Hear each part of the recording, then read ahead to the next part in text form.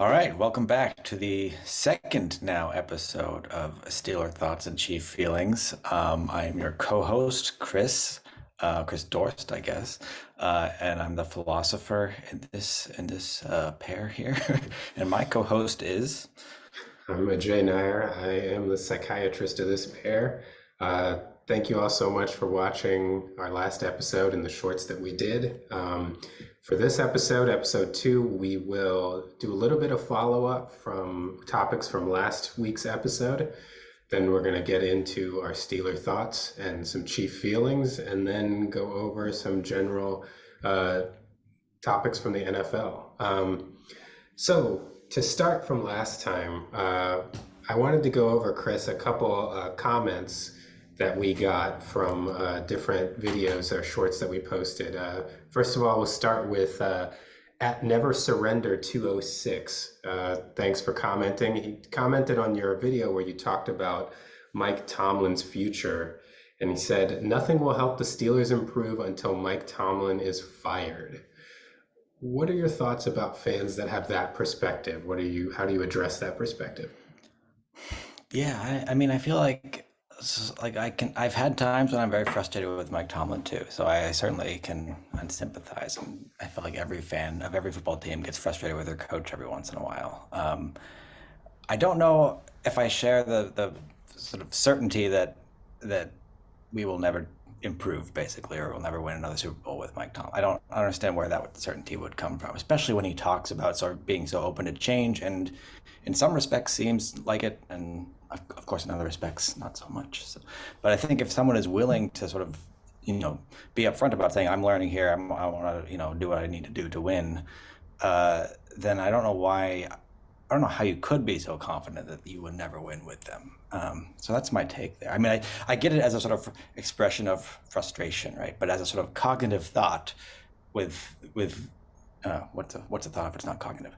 As a proposition to be evaluated, I don't think I see the evidence for it. Yeah, and especially when you've seen evidence of playoff success with Mike Tomlin in the past, and also I think kind of harkening back to the conversation we had last time about just how hard it is to win in the NFL. The fact that you can put together winning seasons year after year, even though they're barely winning, like, if more people could do that, then more people would have jobs. There's a reason there's so much turnover. It's not easy to win. So, yeah. Yeah, All right. I mean, Art Rooney just this week was saying, sorry to cut you off there, but Art Rooney was just asked about him in his sort of his season-ending interview or whatever, and he said, "Yeah, we still have full confidence in Mike. He wouldn't be here if we didn't, right? If we didn't think we could win with him." So I don't know. He's. I'll defer to Art. um, Another comment we got on a short. This was you talking about Mitchell Trubisky and his apparent apathy toward everything that's going on. Easy Ease 23, thanks for your comment. He commented, every time he passes, he looks like he's trying to shoot an NBA fadeaway jumper. LOL. He's horrible, in my opinion. I mean, that's a good description. At least the description of a fadeaway. Yeah, it does look like it's sort of off the back foot, and that's partly why I was thinking of him as like so casual, just like I'll just put this right there, and then it never goes right where he wants it, presumably because actually that's not true. I should say there were sort of toward the beginning of 2022 when he was the starter. Uh, I thought he was playing pretty well at that time. He put some dimes out there that receivers were dropping. I remember a couple against the Browns that Deontay dropped, which were like perfectly placed. And I don't know, I don't remember if his throwing motion looked just as erratic at that point, but maybe I should give him a little bit more credit. Like there, I thought he was playing well, and the rest of the team was sort of letting him down at that point. And then this season, I don't think he played well at all. But um, yeah, I mean, it does look like a fadeaway, essentially. So, um, not surprising it doesn't go where he wants it. um, Next, kind of follow up. This one kind of addressing the question you had asked about whether Kelsey will retire at the end of the season. on a short, the Kelsey brothers do their podcast, New Heights, fantastic podcast, and they do a bonus video where they kind of prep for the games of the week. At least they do it some weeks, and they did this past week before the AFC Championship game, and in that, Kelsey directly was quoted as saying, "I haven't found something outside of football that's going to challenge me like playoff football, and I don't know if I'll ever find it. That's one of the things that will make me play this game until the wheels fall off." So, honestly, it makes me feel pretty good as a psychiatrist about my thoughts about what's important to people. Not that it was some kind of Yeah. secret, but like he said that, and I was like, yeah, all right. I feel like that's what I think. I really do think he's going to be around for a couple of years at least.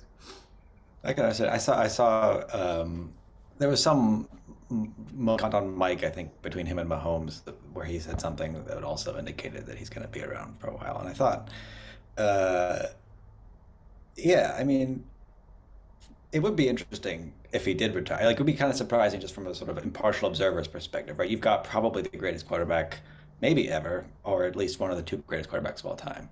Uh, why not stick around as long as you can? You're about to set like all these playoff records. You could win who knows how many Super Bowls. I think, unless you have a sort of change of heart about what's valuable to you, and who knows what Taylor Swift could do. But it does seem it would be surprising. I think objectively if he retired. Yeah, I agree.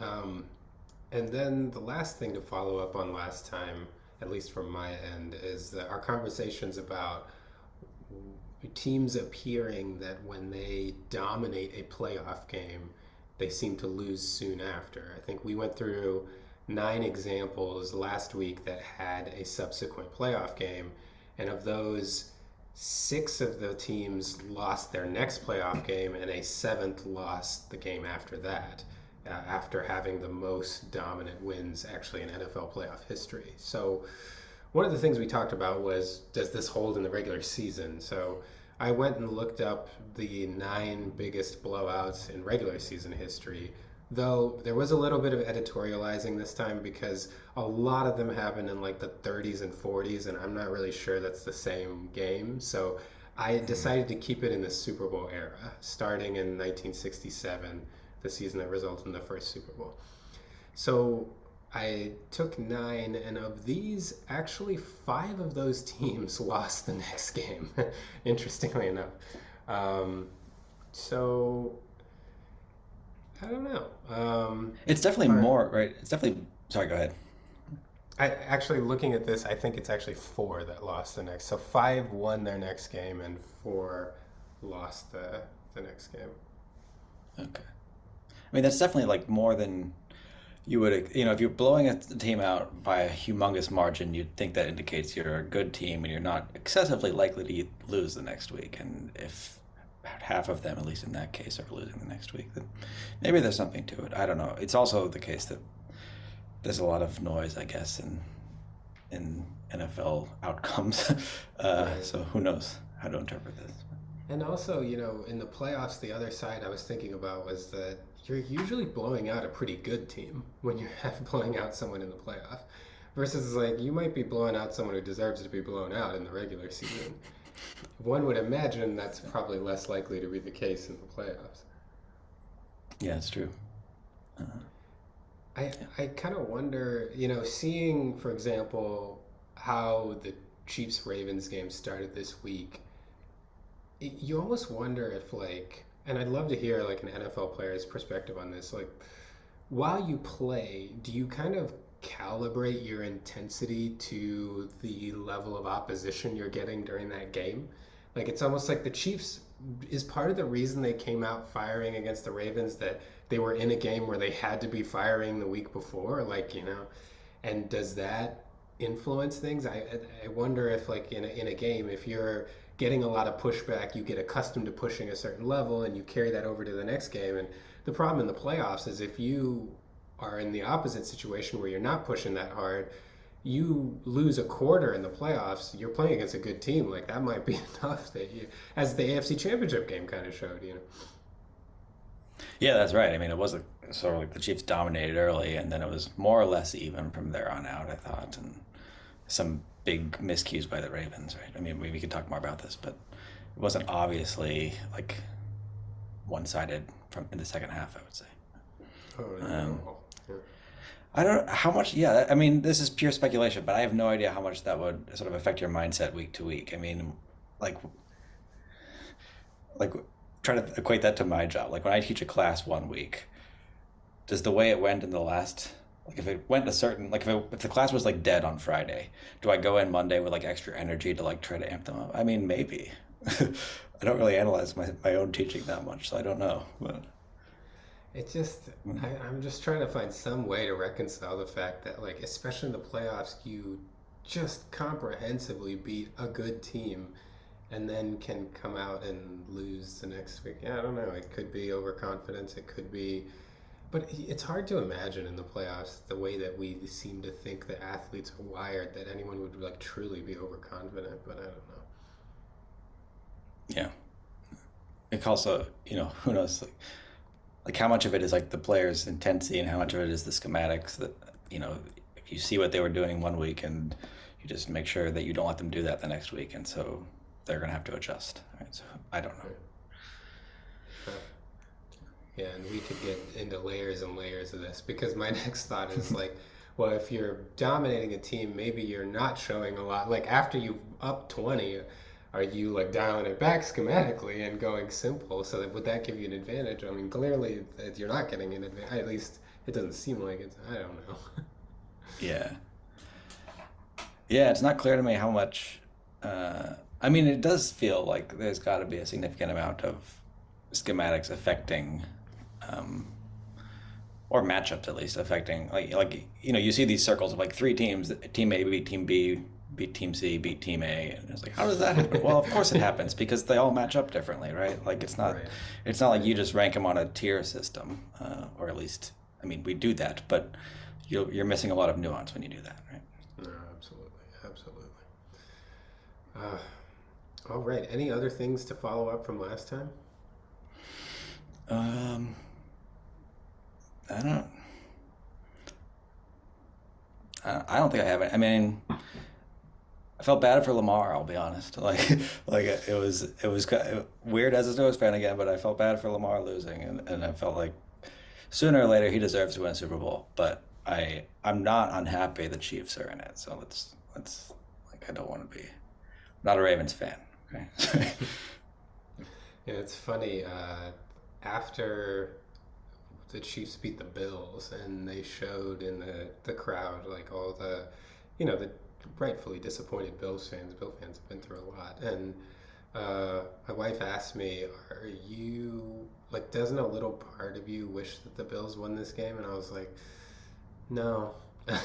Like I was like, obviously I want I want wish well for Bills fans. Like I used to say like I understand what they've been through, but I don't think I do actually because like when the Chiefs were going through heartbreak, it's not like we had a superstar quarterback who was Super Bowl worthy. Like they're going through heartbreak. They did it with Jim Kelly and now with Josh Allen, where it's like we have one of the guys that could and should probably have a Super Bowl, and we're still struggling. And they might figure it out, but the reason why I said no was because I was like, look, I know there's going to be a time, and it's going to come sooner than I want, where the Chiefs are back to irrelevance in the NFL.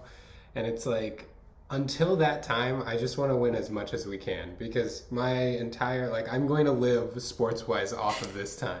So I can't be sacrificing titles here and there to give to somebody else. Like, who knows when it'll happen? You don't know. Like, you think you're going to have this streak, like, I don't know. So while we have Mahomes, I'm going to be hoping we beat everybody. And then once we don't, unfortunately, it might go back to the way it was before.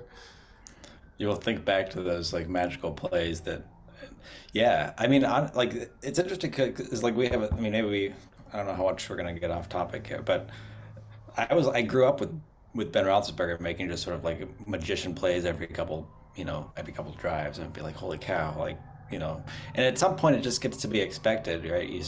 You're just, we'll do something crazy and make a game of it eventually. And now that he's gone, I sort of realize, it's you can't expect that, right? Those are unique plays, and to have someone that's that competitive and that good is not common.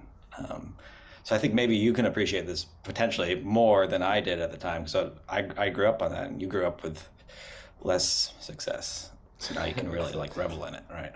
a mild way to put it, less success. I think the first time I saw us win a playoff game, I was about to turn 26. Oh So, wow. I wonder if I've seen us win a playoff game since I turned 26. Uh, there's too much math here. Yeah, probably. Yeah, I have. Okay. Um, but not many. you've seen your team beat us since you turned Yeah, 26. yeah. That's right. Um, all right, so should we get into? I know last time we did the state of the Chiefs first. Should we do the state of the Steelers first this time? Sure. Yeah, let's do it. All right. Um, so we had some news today that I initially thought ruined this question, but I don't think so. I feel like it can add to some discussion. I was going to ask you what your dream solution for the Steelers offensive coordinator situation is. So maybe we could talk about what your ideal would be, and then maybe talk about what's happened and what you think will be the outcome. Yeah, I mean,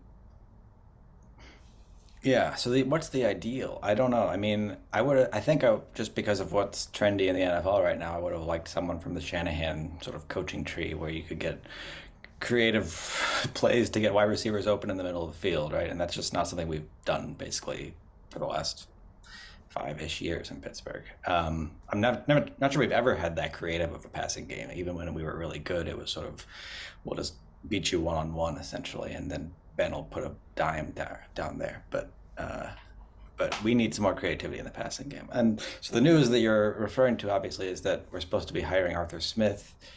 Um, I don't know exactly what to make of that. I mean, Tannehill was pretty good under him, and um, and the running game in Tennessee at least was awesome under him. So there's some things to be excited about. And maybe this is just sort of being realistic about what we have. We don't have a superstar quarterback. We've got pretty good running backs right now. So let's design an offense that way. But I also like it's hard to just to. I think a lot of like the discussion about who should we want as offensive coordinator, who should we want as whatever position. It sort of it takes who they've been in the past and just assumes they're going to be exactly the same in the future. And you know, I'm teaching the problem of induction in my class right now, and this is the kind of thing. It's like, yeah, it works for some things, but like for people who can like reflect on their successes or failures in the past, it's not clear how much you can project from who Arthur Smith was and his coaching tendencies in the past to what he's going to be like when he's here. So I don't know. It's sort of exciting just to have a name out there that now we get to think about what our offense could be like. But um, I've just rambled a bit. I don't know if I answered your question. No, I think you did. I my thoughts on the Arthur Smith situation is I kind of compare it to the Steve Spagnuolo situation in Kansas City as defensive coordinator. Like in Kansas City, we have an offensive head coach, and we brought in a defensive coordinator who succeeded so much as a defensive coordinator in the past that he got a head coaching job. In fact, he ended up being a head coach, and then he was an interim a little bit later. Didn't do so well as a head coach, came back then to be a defensive coordinator, and has gone back to doing really well as a defensive coordinator. And we're not losing him because I guess since he failed as a head coach, nobody seems to want to hire him again. So it's like we kind of have kept this around. And I wonder if that'll happen with Arthur Smith, because the one thing that kind of stinks about getting one of those Shanahan young guys is that then they do well for 2 years and everyone wants to take them away from you as a head coach and you got to figure out your offense again. But maybe with Arthur Smith, like his run in Atlanta will at least put the cooler on that a little bit, and you might have him around for a little while. And if he is able to conduct a good offense, maybe that'll be helpful. I mean, it's been great for Kansas City with Spagnuolo. Yeah, I'm very jealous. The sort of creativity you guys have in some of those. We've talked about this, some of those switching and coverages, but pre-snap and everything is just super fun to watch. And I assume that's not stuff that he's really shown before, right? That's all like he's still cooking up new stuff on a weekly Yeah, basis. I mean that whole like safety rotation we did against Miami, where for those who aren't familiar with what we were talking about, there's a snap in which we came out showing too high, and then this one safety rotated down, giving a single high look, and instead of rotating back, they actually did like a full circle, and so they swapped safety positions, and it was a too high look. And they did that second rotation like as the ball was being snapped. So it really seemed like Tua thought he was going to throw into a single high look after the rotation, and they just kept going.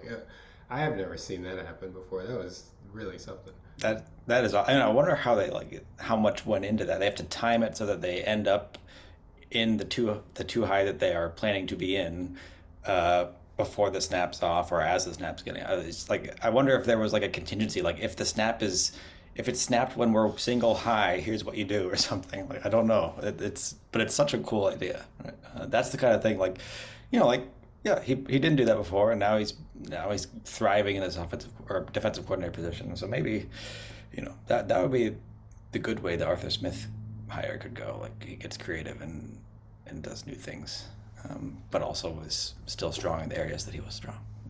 Yeah, and it does seem like, being a head coach is a whole different animal. Like, because, there are a lot of questions that get asked, like, you've got Kyle Pitts and Drake London and Bijan Robinson, and why aren't these guys productive? But again, going back to another defensive coordinator, I feel like it's kind of the Romeo Crennel thing. For whatever reason, Romeo Crennel was amazing at designing a defense, and yet his defenses weren't that good when he was a head coach. Like, I think the added responsibility of being a head coach sometimes can be tough to manage. Mm. Yeah, and I also wonder like how much of like as the head coach, how much of like how much is on you versus how much. I mean, I don't know much about his time in Atlanta, but how much was he responsible for the offense as opposed to any coordinators there? So, yeah. Right. All right. Let's go on to our next topic. After watching the AFC title game, what current Steelers do you think could play at a level that they could have been played in that game on Sunday? uh, I mean,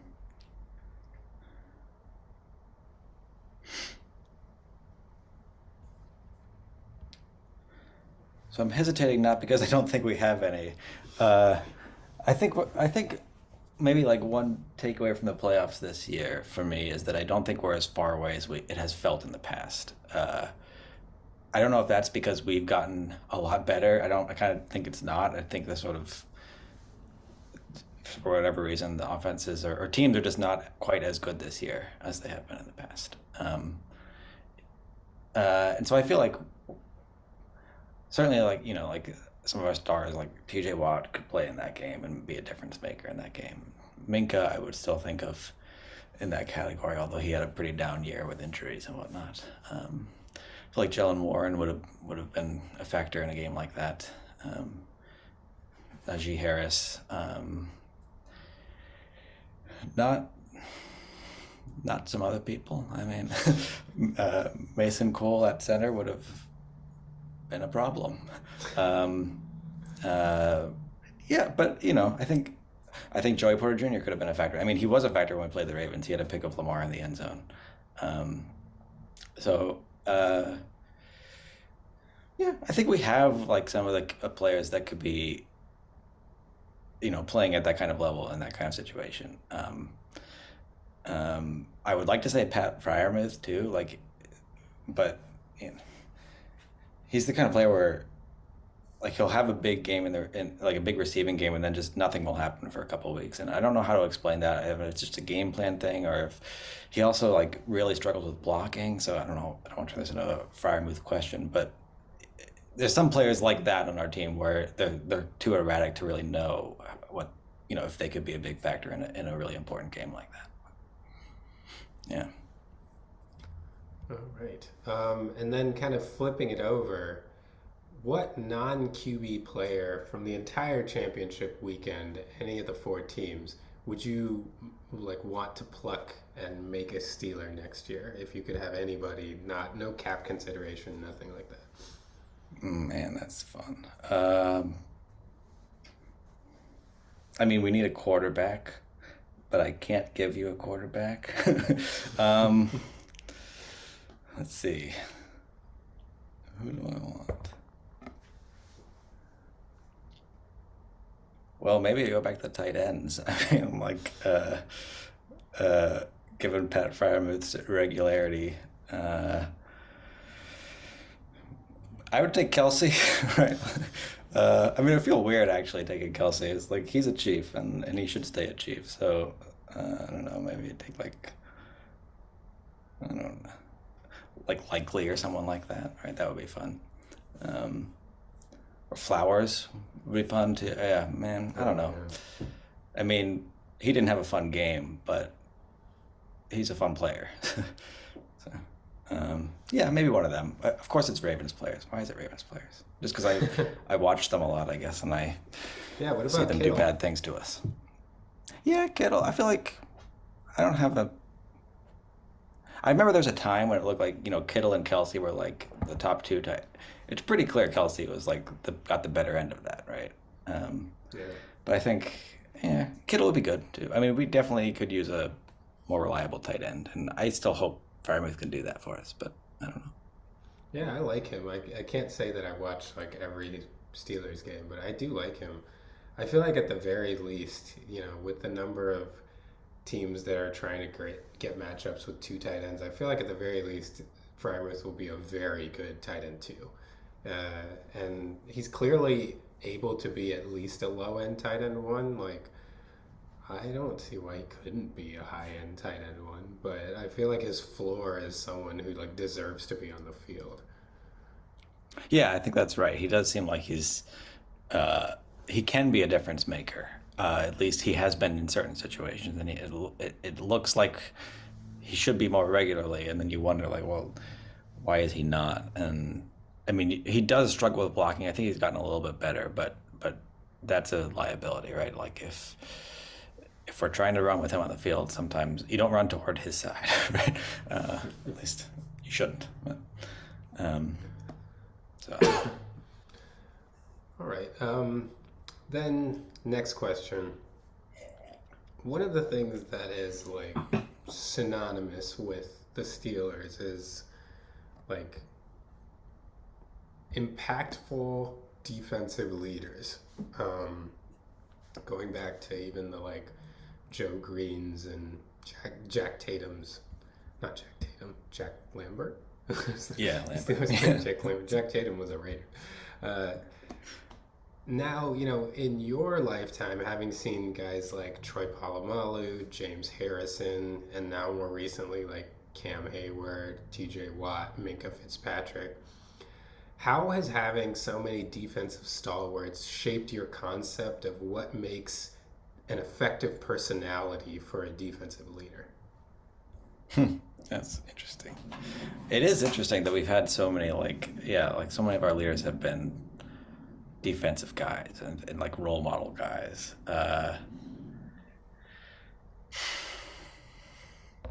Troy wasn't really, I don't think, so much of a leader to just sort of analyze exactly what we're looking at there. But I think Troy was like a huge difference maker on the field. But I wouldn't say he led the defense. Um, uh, but Minka does seem like he really cares about like there was a story preseason about uh, what was it?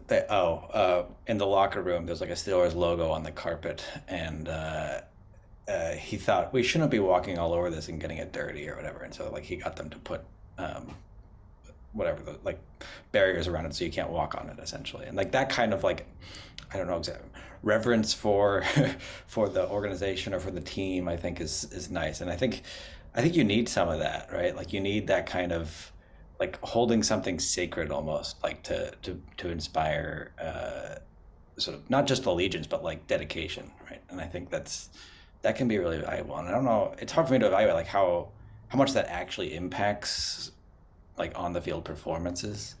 um, but it does feel like the kind of thing that could, uh, as of course the schemes and the players themselves do too, and the plays they make. But the sort of the attitude, and you would hope that like that attitude is infectious, and other players take it up as well. It does seem like when we were like really successful, we had those like the 2005 and 2008 seasons. It was just like complete buy-in, right? Like uh, of the team and what we were trying to do, and the sort of importance of upholding the Steeler legacy or whatever it is. I think that's. I mean, maybe it's just easier to say that kind of thing when you're really good. So maybe this is just a correlation causation question, and I don't know. But I do like it when to read that kind of story about Minka, for example. Or I'm sure there's a bunch of stories where Cam Hayward has done something similar. He seems like he's really, you know, reverential of the Steelers traditions and whatnot. So I think it's valuable, definitely. Yeah. And do you think that, because it's interesting, like, you know, Troy Polamalu was not really that vocal of a guy, it doesn't seem, or, Yeah. but was so effective. Like, it almost feels like to be a great defensive leader or seen as one, you almost have to have a little bit of the boisterousness or the, I don't know how to even kind of play with emotion, I guess would be another way to put it. Yeah. I mean, yeah, that's right. I think that, I mean, you think about like James Harrison, he was all in, right? Like, I mean, he's the one he's still all in on keeping himself in shape. I remember all those lifting videos you would see of him. It's just incredible. Troy too, like when Troy was on the field, he was like, you know, I mean, he was like another person, I think. And you hear people talking about like sometimes he would get like occasionally he would get into a fight with somebody on the other team, and and apparently when he would get into it, like he started shouting, his voice would go up like several octaves, and so you hear some high pitched voice shouting, and someone's like, "Troy's mad. What's going on?" Like the whole team gets like animated for when Troy's mad, but it's like imagine this like super high pitched voice shouting, gets everyone up in arms or whatever. Um, That's fun. Apparently that happened a few times. Uh, all right. Well, the final question I have for you is how would you compare if you could take 5 Steelers seasons and compare each season to a Christopher Nolan film? What films would you choose? What seasons would you choose, and what are your comparisons? Okay, so I thought about this ahead of time. This was one question that we talked about ahead of time. So I'll give you my quick breakdown, and I'll say a bit more. So I went with the past 5 seasons because those are the ones that are just sort of most prominent in my mind. Uh, Actually, there's a good we can talk about why I went with those. I guess I'm not sure entirely. So 2023, I said was like Oppenheimer, roughly because there are a lot of threads going on. And it wasn't like a super awesome season. Neither was it a super awesome movie, I thought. But it was good enough. It was fine. Like I'm okay with that. 2022, I said that was like Inception. It was first season with Pickett. It wasn't and it ended on a kind of cliffhanger. It wasn't clear what we had at the end. Spoiler alert: that's how Inception ends. 2021, Ben's last year. I said that was like The Dark Knight Rises. It was sort of like this immaculate happy ending, at least in his last game at Heinz Field, much like Bruce Wayne gets in The Dark Knight Rises. 2020, we first, hot out the gates, and then we collapsed. I thought that was like Interstellar, which was like a cool premise, and then it just goes crazy. 2019, Ben gets hurt in like the second week. So I said that was like Dunkirk because every week was just like a slog. It was like we're constantly going through the ringer here. So that's the short version of it. Now I can talk in more detail about any one of those. But do you want to go through them in more detail, or is this? I don't want to be too self-indulgent here because this is pretty self-indulgent. Oh no, I think we should. I would like a breakdown. Now, unfortunately for myself, I haven't seen a couple of these films, so we'll be relying entirely on yours. But yeah, let's do a little bit of a breakdown of each one. Okay, so I'll start this year, 2023, and there's a risk here, right? Because I don't know if I have enough distance from the season to really pull out the dominant threads or whatnot. But to me, it felt like there were too many threads this season. It felt uh, like what's the story of the season? I don't know. I mean, first terrible offense, they can't do anything.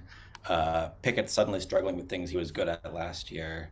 Uh, Seemingly nonsensical play calling, a lot of significant injuries to the defense. Jalen Warren emerging as this awesome running back, and Najee Harris slowly getting better as the season goes. Then you got QB injuries. You got Rudolph coming in and suddenly seeming pretty good and providing a spark. Um, and so all in all, like moderately successful, right? I mean, we talked about like how to evaluate it last week, and it's hard to be mad from with 10-7, although it's certainly disappointing given the preseason expectations. But it's the kind of thing where I don't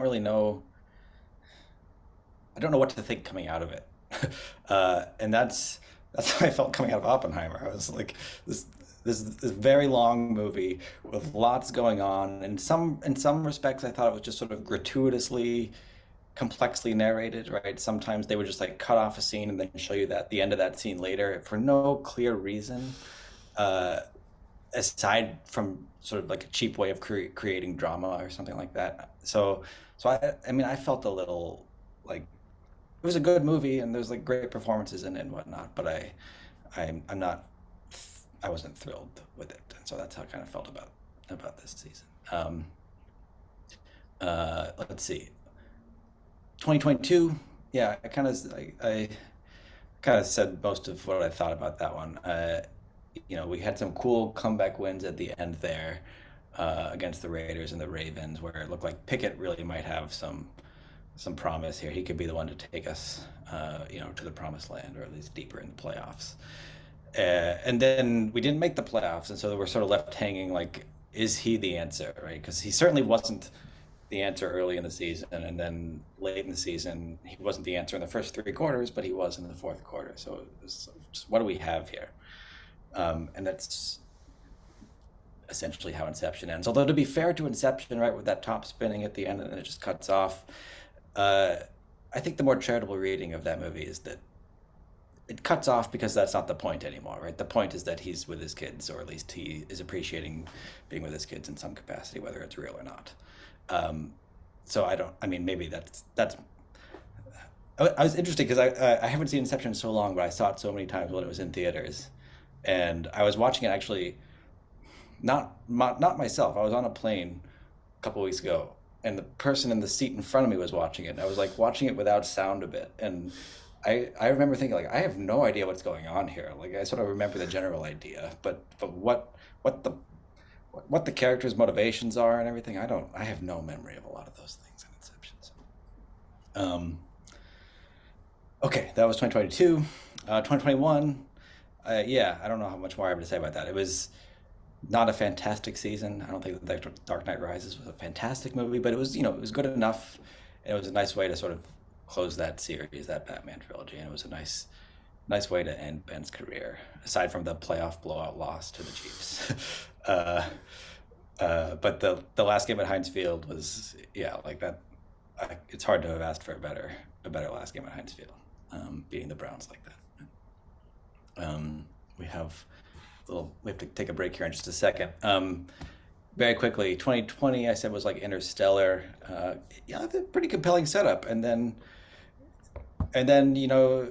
they go to they go through a wormhole, and then they find Matt Damon's character, and he backstabs them because what the heck are his motivations at this point? He was trying to save humanity, and now he just wants to go. I don't. It's just sort of inexplicable motivations toward the end of that movie. Made me think that it sort of, yeah, botched the ending more or less. And then, yeah, 2019 was Dunkirk. Dunkirk's the kind of movie where like you're in it from the get go, and it's really intense the whole time, and you're constantly scrapping for survival. That's how 2019 felt. There's my That's thoughts. a nice breakdown. All right, let's take our break and then we'll come back and discuss. And we're back. One thing I thought, that was a really comprehensive, that was a really interesting comparison with the Christopher Nolan movies. One of the things I thought was really interesting was that even though there were some quality comparisons, it wasn't really about the quality of the movie or the quality of the season as much as it was about important themes and important elements of the structure of each season versus the movie. Do you feel like that's fair? Yeah, I guess that's right. I was trying to when I was coming up with this list, I was thinking about like what is the element like what element am I analogizing between the movie and the season? And I don't think I was consistent about that, but I thought I didn't need to be. um, but I think yeah, in general, it was just like what is that like what's my general take about that movie, and then what season is that applied to? And it was I didn't go in thinking I was going to only talk about the last five seasons. I was going to try to hit a Super Bowl season or something in there. Uh, but maybe this is just like I'm speculating about why I did it this way. I mean, I think partly I don't know that like a Super Bowl season deserves like a masterpiece of a movie. And I don't know if Nolan's got any like true masterpieces. I think maybe Memento could be, but I couldn't figure out how to put that into one of our Super Bowl seasons. Uh, so and Dark Knight maybe, but again, I need to watch that one again because I don't actually know if that's as good as I remember it being. I remember the Joker being, Heath Ledger being awesome as a Joker, but I don't remember much about the rest of the movie. So I don't. Maybe one of those would be a Super Bowl season, but uh, I wasn't confident enough, and I couldn't like the other thematic elements didn't feel like they fit very well, right? Like Memento as a season would be like living the season backwards or something. Like what I don't know, right? Yeah. So yeah, All right. but that was a Well, good should question. we? That made me think. It was interesting.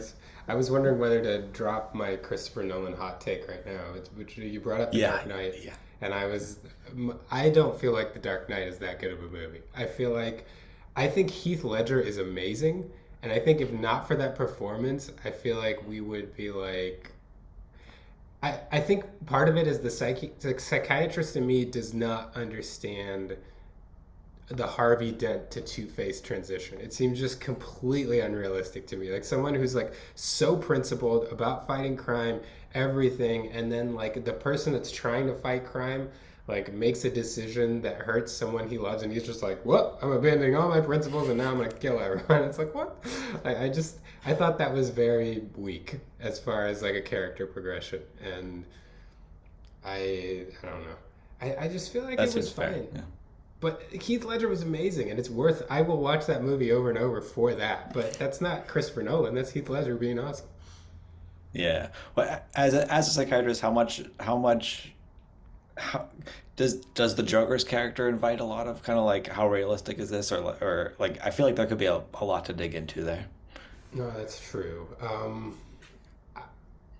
You know, psychopathy is quite absurd, even in real life. So, like, I think when you have people that have those kind of more psychopathic tendencies, I think it's a lot easier to attribute a lot to them and to be willing to believe a lot. Whereas, like, Harvey Dent is like a, you know, apparently typically functioned, principled, moral person. And so for him to just switch like that, like obviously trauma does a lot of things to people, but that was a lot. Yeah. Yeah. I think yeah. At the time I was like sort of willing to just like yeah, whatever. Like I think maybe like what was fun about the movie was not the Harvey Dent character so much as it was just the Joker being so like, just dominating every scene he was in, right? um but yeah, I mean if I see the complaint definitely, and I think I agree with you. I think, I mean, that was my sort of my hesitation there. Like I remember it being such an awesome movie, but I probably like when I think about it, I think about the Joker basically, and it is awesome. But is the rest of the movie that good? I don't know. I really don't. Which is, I think, fair. And I'm sure we'll get more into these kinds of topics during the off season, but I am definitely someone who, like, how I judge a movie is based on what I feel like the movie is trying to be. And Christopher Nolan always is trying to make a smart movie, so I have a very high standard for him.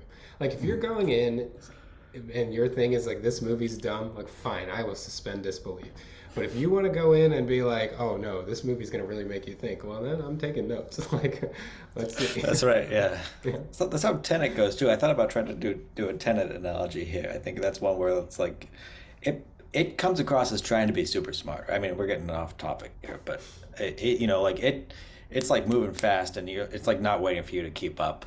But then like when you really start to think about some of the parts of it, it's like not clear that they would work that way. And so I don't know.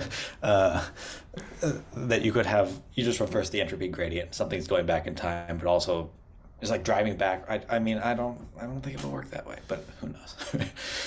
um, yeah. Anyway, should we get to some Chiefs questions? Oh yeah, let's do it. Okay. So the first one is courtesy of Sonu, who Oh is no. a mutual friend of ours. He asks uh, if you can have an explanation, or if you have some explanation for why the Chiefs' offense sometimes look stagnant. And I think particularly he's probably thinking here about maybe some of the second half of the game against the Ravens, where you know they they look great in the first quarter and maybe two quarters, and then sort of less so. And I mean, they weren't bad, but they didn't do as much in the second half. So, do you have did they take their foot off the gas, or was there something else going on? What do you think? So, first of all, Sonu is going to make an appearance later in this episode in our our personal stories. So, that's something to look forward to, Sonu, if you're listening. Um, we should not tell him actually, and I just want to see if he says anything to us. And we'll find out if he's actually subscribing and listening to the Yeah, that's podcast. good. um, but yes, that has happened. One thing I will say, and people don't remember it as much, is like this is actually an Andy Reid staple. This has happened the entire time Andy Reid has been in Kansas City. My read on it is that Andy Reid will game plan very well for an opponent, and then if it goes well and we are winning, he doesn't do that much adjusting through the game. So teams kind of figure what he's doing. Like Andy Reid is perfectly willing to do the least amount he can to win. And there's a reason why like some of his craziest plays have been in the Super Bowl. Like he's waiting to empty the clip. Not that he's not trying to win, because he absolutely, like, we didn't go 11-6 on purpose this year. Like Andy Reid would have wanted the one seed. Like we had actual offensive problems earlier in the year. But in a game like this one, where he's got some stuff that's working, it works enough that we build a two possession lead. While that lead stays 2+ possessions, I don't think Andy is going to show any other wrinkles on the game plan. He's going to continue with what has worked. The other team figured it out. The Ravens clearly figured it out. And he believes that if we execute perfectly, we'll still move the ball, which is true. We've seen it in past years of Mahomes. This team isn't that kind of offensive team. They're going to have issues here and there. And I think that's why you kind of see a lull in performance later in the game in wins. When it's happening in losses, that's more just like the team falling apart. That's not Andy trying to keep stuff in the bag, I think. Hmm. Okay, cool. So follow-up question then. Uh, are you, I mean, obviously you're excited about the Super Bowl, but are you expecting some Andy Reid craziness in the Super Bowl? I am, particularly because, this is not the caliber of defense that we played when we played last time against the 49ers in the Super Bowl. Also, not the caliber of defense that we just played in the Ravens. I do think we can move the ball on this team. At least playoffs Mahomes can move the ball on this team. Yeah, I think we're going to see some razzle dazzle. I'm more worried on the other side of the ball, honestly, a little bit. Like, obviously, if the 49ers D-line has a good game, they could wreck everything. They're that good. But I do think in general, we faced a tougher test last week, and I think Andy's going to and he will empty the clip this time. He's not leaving anything because it's a full new install next year. So this is it. Yeah, that's fun that's exciting to look forward to. I want to see a trick play or something, uh, like Wasp again or something. What about? I guess that could segue into another one of my questions, which is just that it looks like like Mahomes and Kelsey are just sort of on another level in the playoffs here. And does it look that way to you? And if so, how would you explain that? Do you think they're just like, are they just drinking extra caffeine or something? Like what's going on? No, it does look that way to me, and I think we talked about playoff Mahomes in the past. Like I think every year it kind of comes up, but we're getting to the point now where it's. I mean, even statistically, like they talk about his clutch statistics and his statistics when he's coming from behind, and like I don't know, like he clearly has an extra gear that he is willing to go to when and this kind of made dovetail. There's a topic that I'd like to discuss either on this or future podcasts when we do more NFL about how much we believe in the idea of clutchness and winning players. I think that's kind of an argument that I'm sure you have thoughts on, and I do too. But I think with him, like, yeah, there is something different. And Kelsey has kind of said as much this year, talking about how playoff football gets him going like nothing else in his life, And yeah, that there is clearly something about the way that these guys operate that it means so much to them that it's not just a regular game. And I think because of that, this is to all you Chiefs fans out there, like we have got to stop complaining during the regular season. If the Chiefs are winning the division, we can't complain because you got to see what happens in the playoffs. I think there was so many like doomsday prophesiers, prophesiers. I don't know. Yeah. Prophetics. Prophets. There you go. Prophets. Of course, it was a very simple word. Doomsday prophets that were saying this and saying that, and I don't care if they come from non-Chiefs fans because that's always going to happen. Everyone's going to want the team that's winning to stop winning. But as Chiefs fans, we just got to relax. And as long as we're winning in the division, let's see what happens in the playoffs because these guys clearly have another gear. Yeah, yeah, it does seem like that. There's like Mahomes is inevitable talk. Yeah, feels like it. Okay, so this is not a serious question, but why do you think Andy Reid's mustache works so well? And this is particularly important to me now because we hired Arthur Smith, who's got a mustache, and I don't think it works as well on Arthur Smith. And it's also not a permanent staple with Arthur Smith, right? He's gone clean shaven too. Yeah, that's true. I do think so. There are a couple of aspects, in my opinion, to a good mustache. One, I think to have like the real Andy Reid mustache, you got to have a good distance between your upper lip and your nose. I shouldn't show you on myself because I'm not a good example. Hence, I don't have a mustache. But like those hairs have got to be able to get like a decent length and still not be like completely obstructing your lip. The other thing too, I think, is you need to have a nice like even. So like for example, if my mustache grows, you'll get it over the lip here, but not as much on the sides. That looks terrible. Like it's got to kind of grow down evenly if you are going to cover your lip, which is a risky proposition, I'll say. Like maybe you should just keep it off the lip. But if you are, it needs to kind of come down evenly. I think those two aspects are very, very important. And of course, there's got to be like a thickness to it. If you can't grow a thick mustache, that's going to be kind of hard for it to look good. Yeah, yeah, that's what I mean. I would not attempt that. It's all patchy anyway. Do you think If there's I anything could, personality-wise? Yeah, go ahead. Yeah. well, if I could say one other mustache thing, just because I feel like there was when Andy Reid's mustache froze over in the game against the Dolphins, there was a lot of speculation that this was snot, and it was not snot. I feel like we need, the basic physics lesson for everyone that like when it is that cold, your breath, the vapor from your breath will condense and then freeze. So this was just water that was coming as he was breathing and freezing on his mustache. It was not like he had a ton of snot just like full in his mustache. It's all just water from his normal breathing. If you're that cold and you have a mustache, you will experience it too. That's a good clarification, right?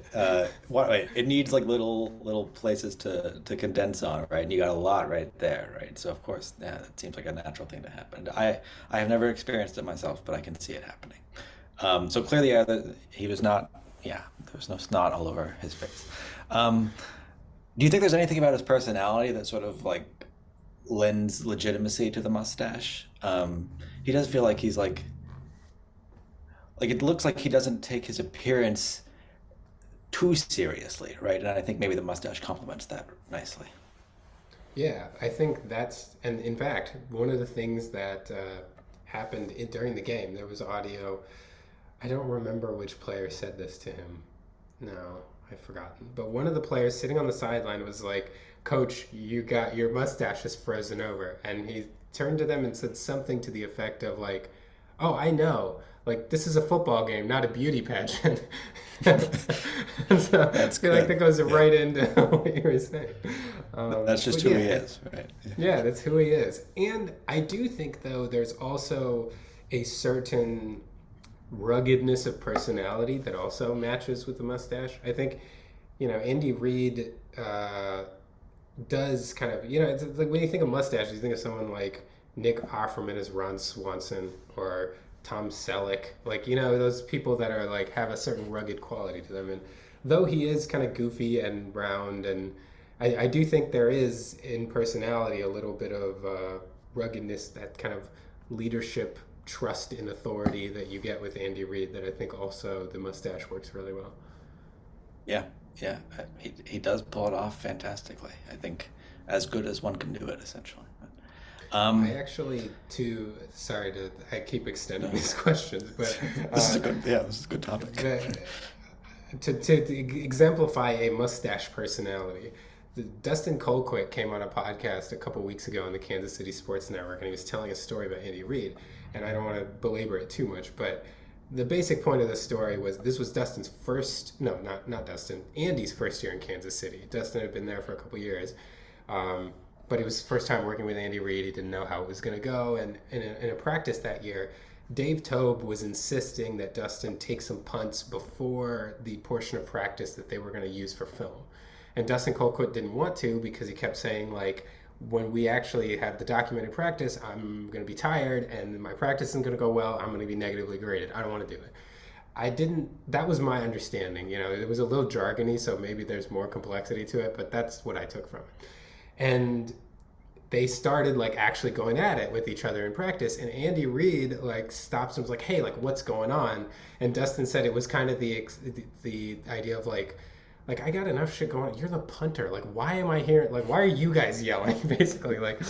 And so he was kind of like, man, it's early, like I'm gonna get in trouble. And then sure enough, after the practice, someone came up and tapped him, was like, "Coach wants to see you in his office." And he was like, "Oh crap." And he goes to his office, and Andy was like, "What happened? Like, what was going on?" And he told him the story, like, I didn't want to do it then. He was trying to make me do it.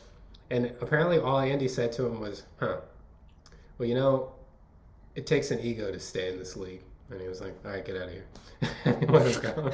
I was like to me, that's a mustache personality. You don't have to Yeah, say that much.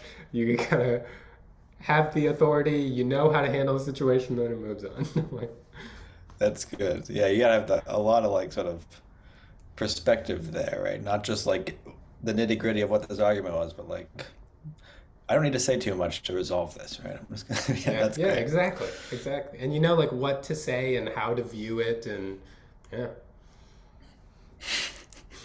I could take a lesson from that. Yeah. Okay, next question. Actually, this is not a question. This is just a funny point because I would call. So last week we talked about the back shoulder pass that he said Mahomes doesn't throw very much. I would say, just wanted to bring up that he did seem to throw a back shoulder to Kelsey on that touchdown. I mean, it wasn't like super back shoulder, but it was back shoulder enough that Kelsey's boxing out Hamilton there, and it was nice. It was nice to see, right? I mean, bringing out the new plays for the playoffs. Yeah, absolutely a back shoulder throw, and it was a great throw. And as I follow. There's a for those Chiefs fans. First of all, if you're a Chiefs fan and you know about this podcast and you don't know about the Chief of the North newsletter, I'm shocked. Like I don't know how that would happen, but there's the Chief of the North newsletter. It's done by a guy named Seth Kaiser, who's a lawyer who just spent a long time teaching himself how to watch film and does great breakdowns. It's like $12 a year to subscribe if you want to. Substack. But he broke down that play, and I thought the way that he broke it down was really great. In that he said that a hidden aspect of, like, obviously the throw is perfect from Mahomes, but a hidden aspect of that play, Kyle Hamilton's a great defender, and Kelsey kind of turns into Hamilton, can looks back at the ball, and he's so late with his hands as far as like actually making a movement, so that even if Hamilton knows a ball is coming the way he's looking, he has no idea if it's high, low, outside, like where it's going to come. And Kelsey kind of goes into him, turns, and waits before dropping down to where the ball comes. Like, maybe Mahomes doesn't trust that other receivers have that level of nuance with how they handle it, but it was just a beautiful play. It was nice. I did wonder, it was sort of surprising live why Hamilton didn't try to make a play on it, but it makes sense if he didn't know where the ball was, and Kelsey uses a very late hands. Also, it was lower than you would probably have expected. So even if Hamilton had tried to do it, he probably would, I would imagine he would have tried too high or something. So Yeah. yeah, that's cool. Um, let's see. Okay. I'm trying to debating here. So I got two more. Um, do you have any thoughts about how they slowed Lamar down? Um, I saw a thing about how it looked like they played more cover zero than they usually play, which was surprising. Um, but do you think that was integral, or what was it? I think they did blitz a lot, and they did play cover zero, which in itself isn't that much. But I think they did a way better job this time than they did with Josh Allen about maintaining rush lane integrity. There's a snap, again, I saw this on the Chief of the North newsletter, where Chris Jones gets around. He's rushing from the defense's perspective, the right defensive end position. He's out on the end.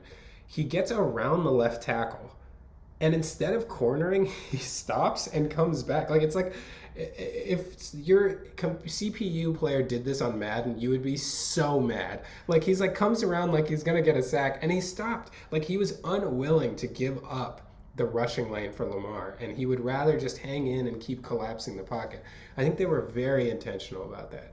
And as we know, like, Lamar has improved greatly as a pocket passer, but you're going up against Spagnuolo's crazy coverages on the back end, and this secondary is really good. So I think they made a real priority on trying to keep Lamar in the pocket, and they were able to confuse him enough with the coverages on the back end, or at least not give him something easy. So it really kind of made it a difficult time for him.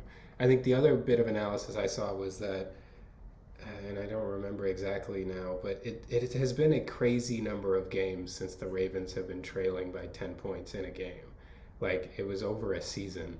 Oh yeah, I think it was 2021 or something that they were last That's what I time. wanted to say that. I didn't want to be wrong. Yeah, I think it was like the end of 2021. So, it's one of those things where, these kinds of offenses, the more run-based, especially when I would say I would put San Francisco and Baltimore in both in these categories. Like, they're not as built to come from behind when you don't have the threat of the run as much. And I think part of that was, I know that the stats are going around that the Chiefs, that the Ravens didn't have that many running back runs, but it didn't seem like they were ever comfortable in their run game, and I think that really helped. They, not that Lamar Jackson cannot drop back and throw the ball, but that is not a game script that they're using very frequently. So no matter how talented you are, it's going to be different doing something you don't do a lot. Hmm. Yeah, that's interesting. Um, I saw a couple people saying like this, like no one has done this to the Ravens this year, and then a couple of, on my Twitter feed, of course, 90% Steelers fans were like, well, someone has, but it did look kind of like they played similarly to the way they played against us, right? Like whatever it is. I mean, I think we're probably similarly disciplined about rush lane integrity when we're playing them more so than when we're playing other teams. I mean, I guess we just you know we know them better, right? We know what he likes to do. Um, but yeah, I mean, it was a really impressive defensive performance. I thought it was. I didn't expect it. Okay, last question. And this is another one of those pre-planned ones. We talked a little bit about this. Um, Freudian question, not in like the way you might be expecting, but give me the id, the ego, and the superego of the 2024 Kansas City Chiefs, whether those are players or coaches or position groups or what have you. What are you? Well, how would you answer? This is very open-ended, obviously. Yeah. So I think the hardest part for me about this question was determining what, like finding an id, you know, at least like an individual player. Uh, just so that people know, like the id kind of represents your base animalistic desires, you know, like immediate pleasure kind of things. Um, the superego, on the other hand, if you think of like the other end of the spectrum, is like extremely conscientious, like much more cognitive, thinking about what makes the most sense, almost like, you know, when you're doing things that are under your superego, the idea is like you're being purely rational, nothing for enjoyment, nothing for fun. And the ego is supposed to kind of moderate between the two and determine, you know, because obviously no one can live either one of those ways. If you go id all the time, you're either going to be in jail or homeless. And if you go the super ego all the time, like you're going to be the most, you know, boring person in the world and not enjoy anything. And, you know, the humans are not made to work that way. So I think very clearly we got to start with Andy Reid being the ego. Like Andy Reid is the ego of this team. He is able to joke around. He's able to let players, you know, his whole thing is let your personality show. Like he knows how much to give and how little to criticize players publicly. But at the same time, privately, he does kind of manage them. He does kind of bring things down. So in this idea, like the players are more the kind of id. We don't have a lot of like super ego players, you know, like so if you wanted to go like groups, like the player is the id of the team, like they're gonna go around and if you channel your id correctly, you can have a lot of fun too, right? A lot of good things can still happen. It's not the id is all bad. It's if you go after things you enjoy, some of those are going to be great. You just can't overdo it. And so I think the players kind of have that more tendency.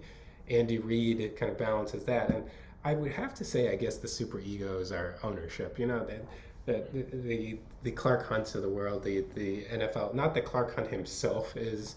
I think he's very hands off. At least it appears that way. But I think the NFL owners are the ones that are like handing out taunting penalties and things. You know, the kind of no fun league comes from the owners. So I would say the owners is how I describe the super ego. With Andy Reid as the ego kind of moderating, like how much do we need to be buttoned up and how much do we need to be having fun, and you need a little bit of both in order to succeed. The only other thing I would add is I think we have had some individual player ids in the past. Young Travis Kelce was certainly an id up until maybe like 2017. I think we had and he was a good example, or probably the best example of a real id, I think, was maybe Marcus Peters, of like just complete instinct. Like he knew how to read certain things. He would break rules of the coverages, but get interceptions. But he could also like completely burn you by doing that, or he would chuck a flag into the stands and get a penalty. And so, I think that he would have been a great example. Demarcus Robinson seemed a little itty for a while. He would catch the ball and just run around like crazy, and you don't know where he's going or what he's doing. Part of me wanted to say, like, the current team, you could make a case for, like, a Kadarius Toney, but I don't know, he doesn't... Kadarius Toney, to me, is not someone who's, like, out of control. I think Kadarius Toney is more someone who's in his own head. I think he's trying to do the right thing. I don't think he's like letting, you know, his, you know, he's not like that guy who's losing his cool and going crazy. And I really think he's just gotten crazily in his own head. You know, when you have two drops that lead to pick sixes, I think it's hard to kind of relax. And I think that's where he is right now. Yeah, I see that. It's interesting the way you answered that though, because I was thinking like as an external, I feel like only a real like diehard Chiefs fan would answer it that way without giving Mahomes a position in that. Like as a sort of external Chiefs observer, I would have thought Mahomes has to be in here somewhere, right? He's got to be the it or the ego of the Super Bowl. So, but I don't know exactly where I would put him. I feel like he'd Uh, have to be an ego too. Like he's kind of balances between some like the craziness that happens versus like man, and he's honestly going through his own id ego super ego thing right now, right? Like young Mahomes was just like we're gonna fire this is like all id. And honestly, feel like when he's played his worst in this season and in 2021, it was too much super ego. He's avoiding making the mistakes. I'm not gonna fire that ball in there. I'm not gonna take pull the trigger. And when he kind of balances that is when he's at his best. mhm. Yeah, that's interesting. This relates back to like his evolution as a quarterback that we talked a bit about last week. Um, okay, well, that's all my Chiefs questions. Do we want to move on to some more general NFL topics? Sure. I feel like we could maybe we'll this time we could try to do two each, and then we could do our closeout. Yeah, Um, sounds good. all right. Well, the first thing I gotta ask, like, there are a lot of timely things right now. Unfortunately, we're not gonna be able to cover all of them. But like, is nobody gonna hire Bill Belichick? Like, what's going on? Uh, yeah, that's a good question. I mean, it doesn't look like it. It seems like, I mean, yesterday, the day before, it was looking like, at least some of the tweets that I was reading made it sound like it was going to be on TV, essentially, which would be quite interesting. Like, I would love to hear him talk, because he's always such an, he's an interesting character during press conferences, too. But, yeah, so I was wondering, I mean, I'll get your take on this. So, you know, Falcons, interview him, and then don't hire him. And there's an interesting dynamic there, right? Because like in whatever that Super Bowl was, where they came back, the Patriots came back and beat the Falcons. Like there's this like very public embarrassment of the Falcons because of the Patriots coming back to do. So you like part of me wondered like was the interview a kind of show of power, and then to like intentionally let's not hire him, just sort of like to get back at him for that really painful Super Bowl experience. I mean, I doubt that, but I did think like the tides have turned. You could take advantage of that, That would be incredibly petty. right? It would be. like, like it would be. I kind of hope that it comes out that something like that happened. I agree with you that I don't think that's what happened at all. But oh man, I hope so. That would be so funny. It's the kind of thing where like it, surely the idea at least occurred, Oh right? yeah. Like, oh wow, now I'm in a position of power over Bill Belichick, which is like few people in the last 20 years have been in such a position, right? So it is like an interesting opportunity. Um, okay. Here, let's see. I got one. Do you have anything more on that? Or I'll go on to the I next one. mean, my only thought is the only rational thing that I can think of is he must be demanding like personnel control too, right? Mm. Otherwise, like I feel like someone would have hired him. Like there's, I mean, we could not that this is a topic for now, but I don't understand the Vrabel thing either. But I Yeah. just Yeah. unless people are like, well, we need a long term plan. Like I'm not willing to hire a coach that might retire in 4 years or 3 years. Yeah, I don't know. Yeah. I mean, still seems like if you had the opportunity to hire such a coach for 4 years, why not? And you need a coach, why not take it? Yeah. um, anyway. Um, so this was more timely last week, but still fairly timely. What do you think about the end zone touchback, fumble touchback rule? So if you fumble out of the bounds through the end zone, it's a touchback, and the other team gets it. What's your take on that?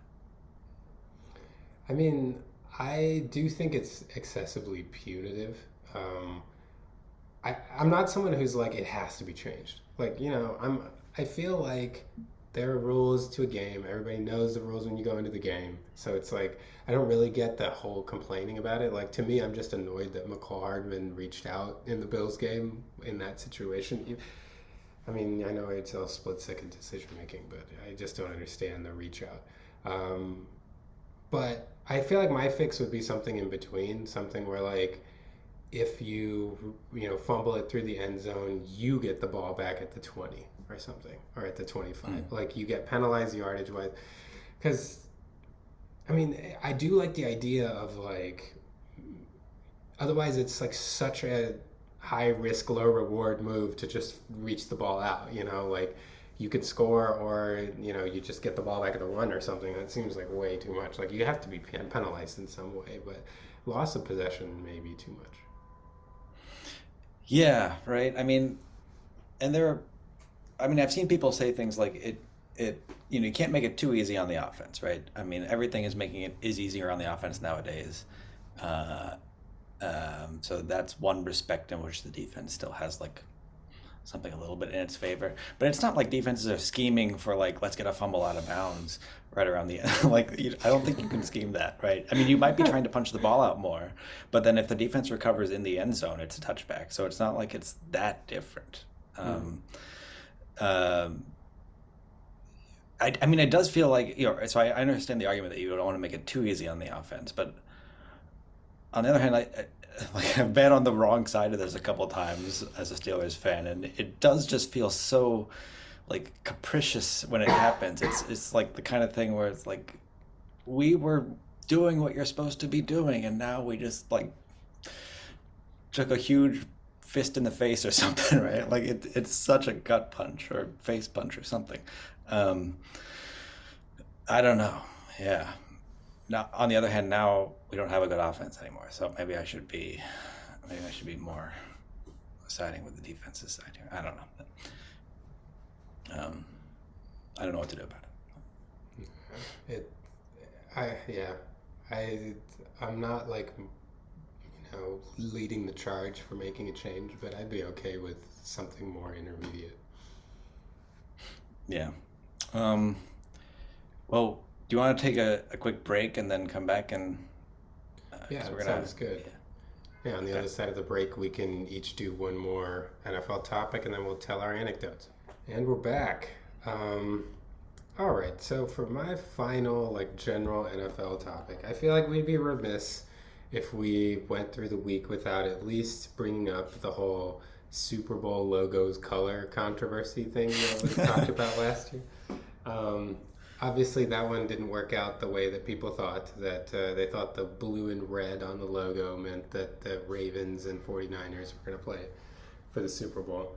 Um, but a- apart from the fact that like the previous ones were like real tenuous. They had like, well, it was green and red last year. It was like it wasn't green. Like it was like some teal. I feel like the Jaguars or the Dolphins would have been a better pick than the Chiefs for that green.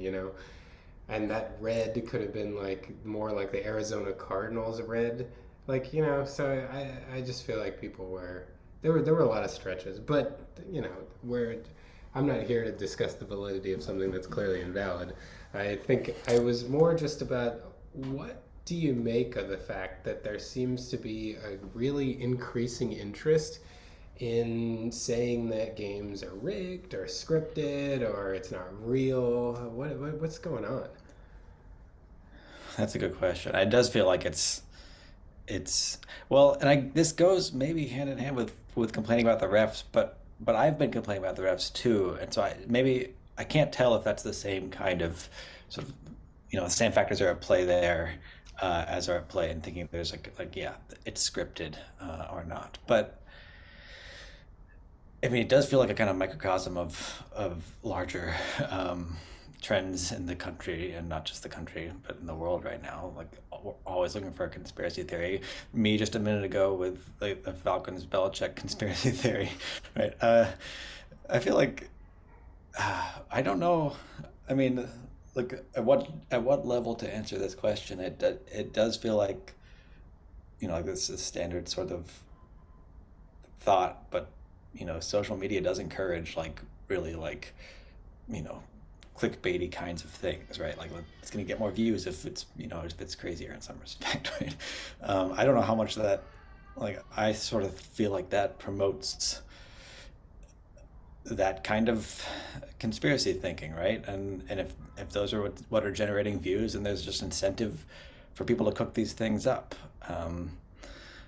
and so maybe that's like the sort of flat-footed explanation. I don't know what you make of that. That would be how I would be most tempted to think about Yeah, I think that's fair. I think that because there are definitely like levels to these things, right? Like I think that everyone has had some level of conversation about, the refereeing favoring one side or another. And then it comes to like, well, when you're having that conversation, clearly during a time when you're very frustrated, are you actually believing that the refs are intentionally trying to make one team win over another or that they have a larger plan? And I feel like most people already at that step would say no. I Oh, and then it comes down to like whether you think the league is telling the refs to do certain things. And I know a lot of people, sometimes very prominent people, make commentary about this and have for a long time before it was popular. Even someone like Bill Simmons has made jokes about like in the NBA, there's a famous Western Conference Finals game between the Lakers and the Kings where the foul calls were very skewed. And the NBA, it's especially worrisome because there have been documented issues with referees betting, gambling in the past, the whole Tim Donaghy scandal. So Yeah, remember that's that? a whole Yeah. other can of worms. But I also think that just like, every person obviously has like a set of principles and a psyche.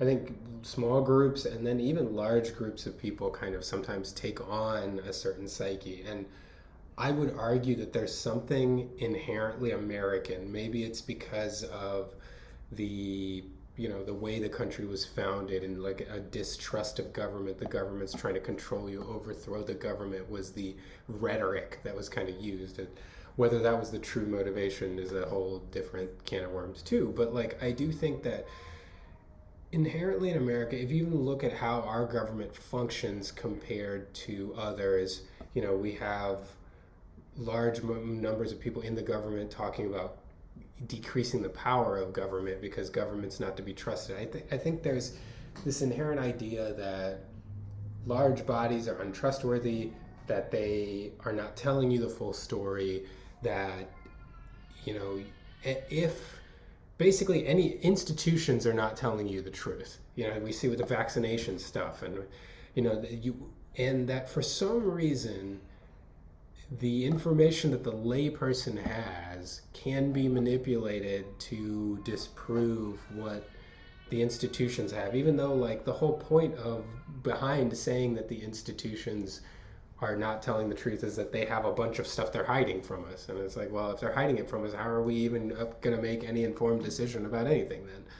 I don't know. I feel like I've kind of tried to make two or three points in one, but I feel like in general, I feel like this country is especially ripe for this kind of thing because there's this culture of disbelieving that any powerful institution would be honest with you about anything. Yeah, but has it always been like that here? I mean,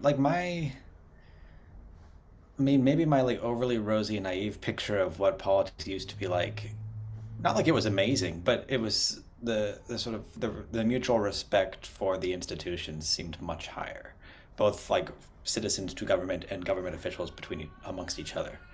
Uh, I feel like it can't be just like it's the American spirit to be this. I mean, maybe it can be, and I just had like a sort of skewed perception of it as an innocent child.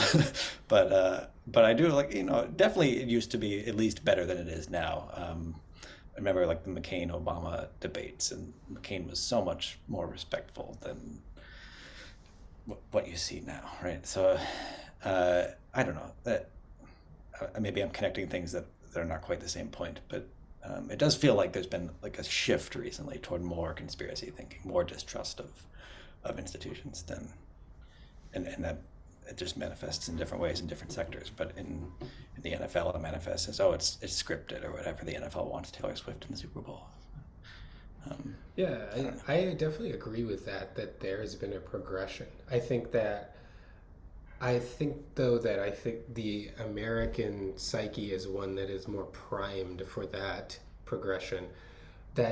I would argue that this kind of thinking was existed on a much smaller scale and definitely the kind of respect side of it. I think that to me is a global thing and I think that social media or other such things might be a good argument as to why like discourse between people has changed so much. But going back from even fascination about things like the moon landing and JFK, like they were kind of smaller level, or even 9/11. Like Yeah. there's always been like just a little fringe in America that has, and maybe it wasn't a fringe, maybe it was just a quiet, silent majority, as the term goes.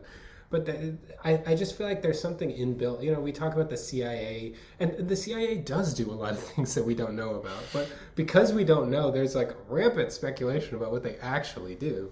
Um, so I don't know.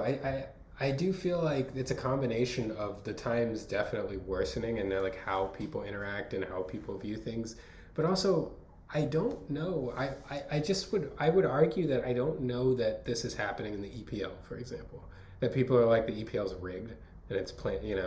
Or I don't know that it's other countries are as primed to think this way as we are. Mm. Yeah, that's it. I don't know. I don't know that. I don't know that either. But that would, if that's true, it would point to something more uniquely American about it. Yeah, interesting. Well, football is a reflection of our broader society, right? That's the same issues that come up there and come up here, uh, with less at stake, I guess.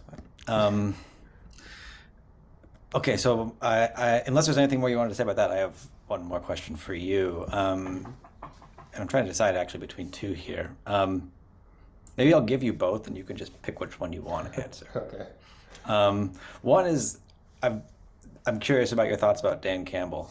Uh, he's just like such a it's a person that would be fun to talk about. I feel like, and maybe just like predicting where his career goes from here. Um, the other one is thoughts on Jim Harbaugh going to the Chargers and how worried are you about that? So I don't know, whichever one you want to address. Maybe we can address the other one next week.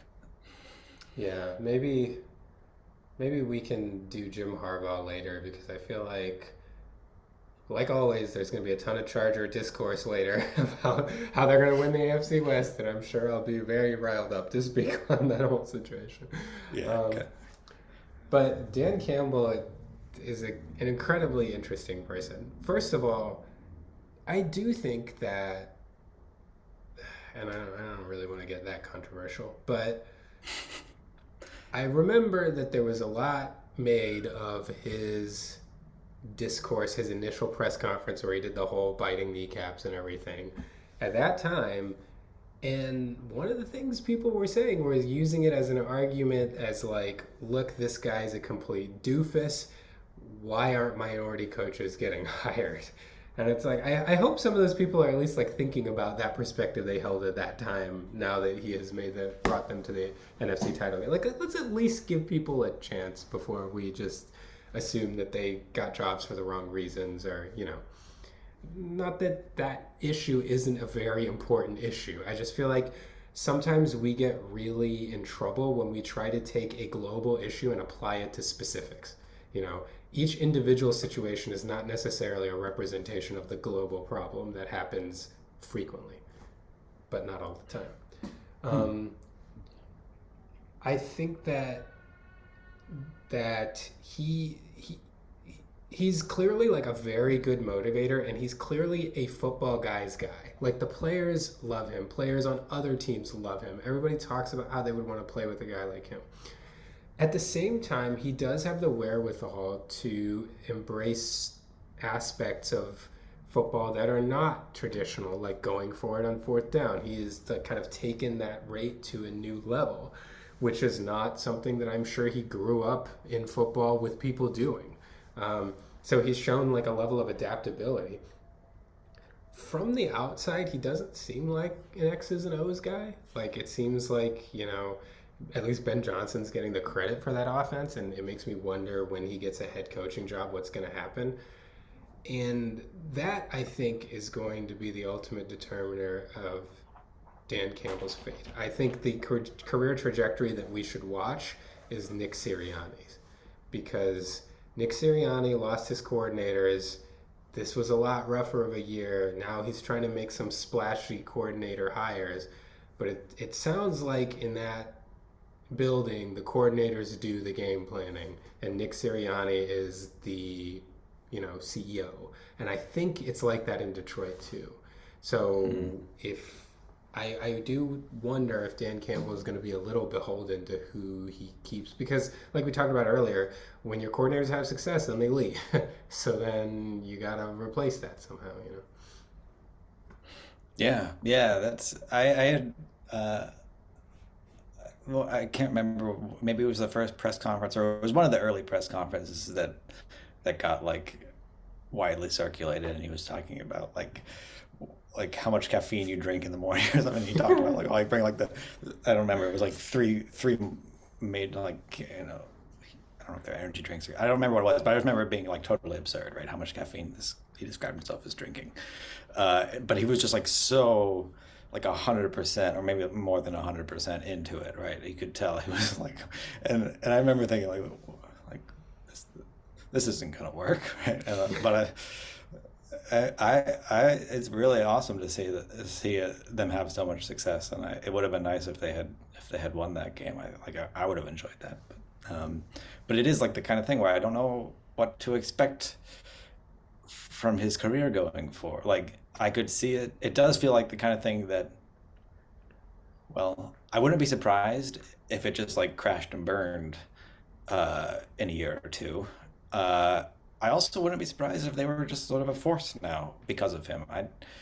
Uh, but it, he's a character that kind of like reminds me in some ways of Tomlin. Like, yeah, the kind of person that players want to play for, and that uh, is really entertaining in press conferences in different ways than Tomlin. But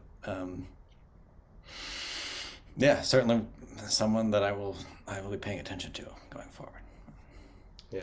And he does have a little bit of a knack, or at least that entire operation has a knack of, even when they're unconventional about picking people, they seem to pick the people that fit their mold. You know, they drafted a running back early, Jameer Gibbs, and he's been really great for them. And does that mean that drafting a running back there is the right decision? Like, probably not. But if you make choices that work for you, that it kind of again goes to like the individual case versus a global strategy. Like I think that there are certain times where, that when we come up with things that work as global principles, oftentimes when like statistics are involved, like we're talking about with large numbers, they're not going to predict a specific instance on when you do one thing once. And I think sometimes he is, at least to this point,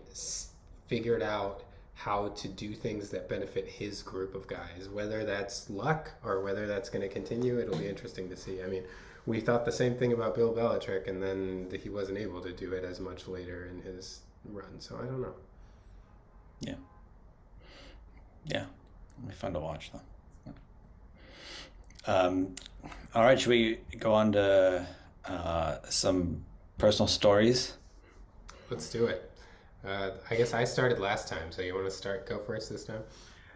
Sure, but I should have preamble this, if that can be a verb, by saying, as I was trying to think up some like personal stories, I realize I have a lot of sort of not non-episodic memories from like high school and middle school. Like most of my memories are the sort of like the intellectual memories. Like I remember that we did this essentially, but I don't have a lot of like I don't. I wish I did. Right? It's like that aspect of the past just kind of gone for me. And some I'm getting like Proustian here, but I. It's weird. So I struggle to think up like an actual episode from our past, but I do have this one recurring uh, event that, if you might explain certain features of our personalities today. I don't know. But we went to a small independent school for a number of years in middle school called Columbia Independent School, and there was we had once a year this day where called Toga Day, where the entire school would make their own togas. I mean, Latin was a big thing. We took many years of Latin while we were there, and so I guess that was related. But the whole school would dress up in togas. We'd all have our sashes and belts of rope and stuff like that. And then we would all walk in broad daylight. I mean, I don't know how many of us there were, maybe a hundred Like a ish, hundred or 120. so, yeah. Yeah, we would walk in broad daylight downtown to this pizza place and just all get a bunch of pizza there at Shakespeare's Pizza. And it was like, in hindsight, that's a little. I mean, I don't think I appreciated how out of the ordinary that is at the time, because everyone whose opinions I cared about really was doing it with me, right? So it's not like I had an objective perspective on it, but I was thinking about that recently and thinking, yeah, that's not too typical. um, I don't know what if that explains any features of our current personalities. I'm not sure, but it's certainly a good memory. I'll put it that way. Yeah, it has it kind of to explain certain features. I don't know if you've seen how it's become like a little bit of a pejorative to say something like men think about the Roman Empire X number of times a week or Yeah, something. I want to be like, does that count for us? Like, we spent 5 years of our life learning Latin, and then we read the Aeneid, and we read like Cicero's speeches, and like, and although we spent a and lot more dressed up time in with the togas. Roman Republic than the Roman Empire, but True, um, true. yeah, we dressed in togas. Like, we should be allowed to think of the Roman Empire a little more than the average person, right? Yeah, it shouldn't be that much of a mark against us that we think about it. I still remember like the stress of like having to like make the toga. I think the first I don't remember. I don't think I made a new toga every year, although I honestly don't remember. I definitely But I reused the same one every single year. I fortunately had made it very big as a sixth grader, and so then I just kept using it. um, yeah, I don't remember. If you asked me to make a toga now, I'd have to really do some research. But I do remember having I think a purple sash, which might have been like my karate belt from elementary school or something. But because I did have a purple karate belt. Anyway, yeah, it was a thing. Definitely a sort of idiosyncratic part of our past. But Uh, yeah. So I guess my story actually comes from Columbia Independent School as well, from CIS as we fondly called it. I think I have a couple. Well, I'll be talking about CIS a lot, I think, on the next couple episodes, and most of my story from that period of my life. But so there, we a lot of for once you hit eighth grade at CIS, playing a sport became mandatory. Not that it had to be mandatory for me. I think I played sports like every season, all the time anyway. Um, but when I was in ninth grade, I started playing on the high school tennis team. And I think you played on the team in 10th grade, didn't you? On tennis? he played with quotes. Yes, right. Yeah.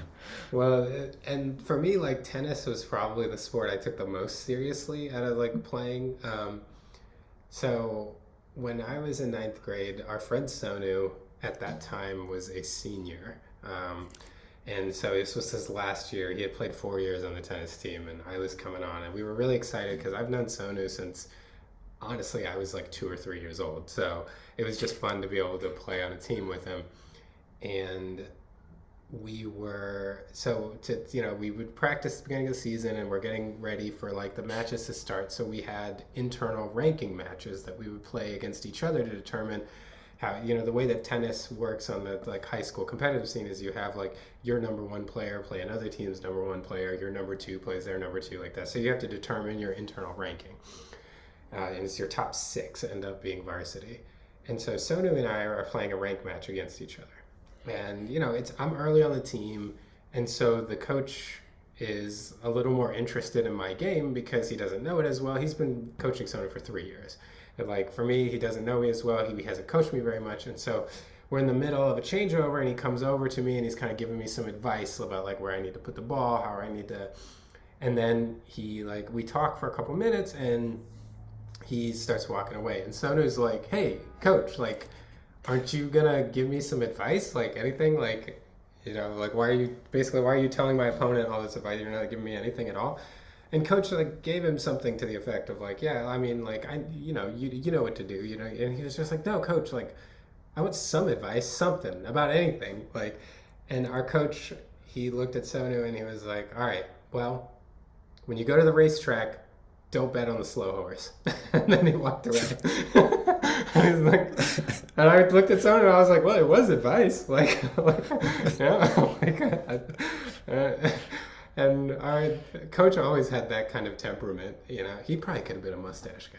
He wasn't, but It does he sound like a had that mustache. temperament. Yeah. Yeah.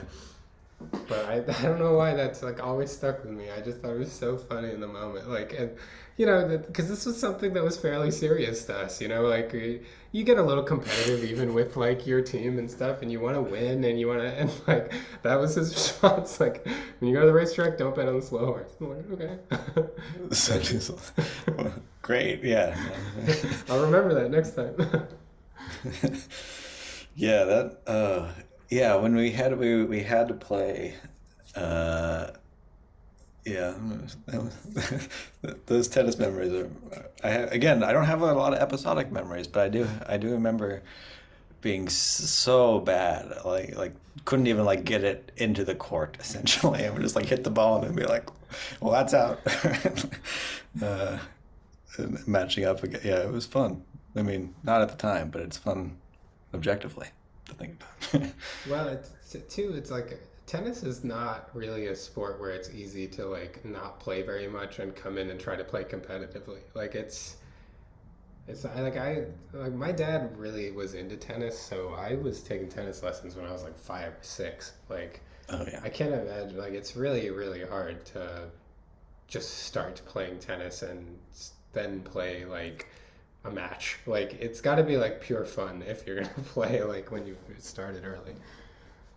Yeah, I remember thinking like I don't even know what I'm doing with this racket. Like I know you can hit it in different ways, but like I just try to get the racket on the ball basically. Like that's hard enough for me.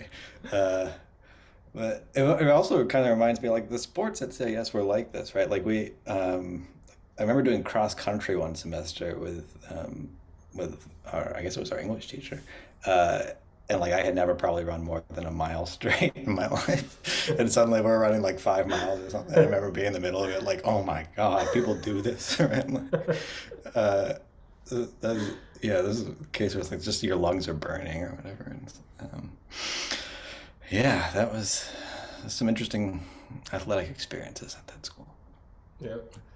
That's what happens when you take people that don't play sports and be like, you have to play this sport. Yep. All right. Um, Anything else? Or are we done for this episode? Yeah, I guess that's it for this time. Thanks again for everyone who has watched and listened and commented, and keep it coming. We're happy to discuss any commentary on our future episodes. Yeah, thank you. This has been fun so far. Hopefully we can keep it up and keep it fun. So, I guess we'll plan on seeing you all next week.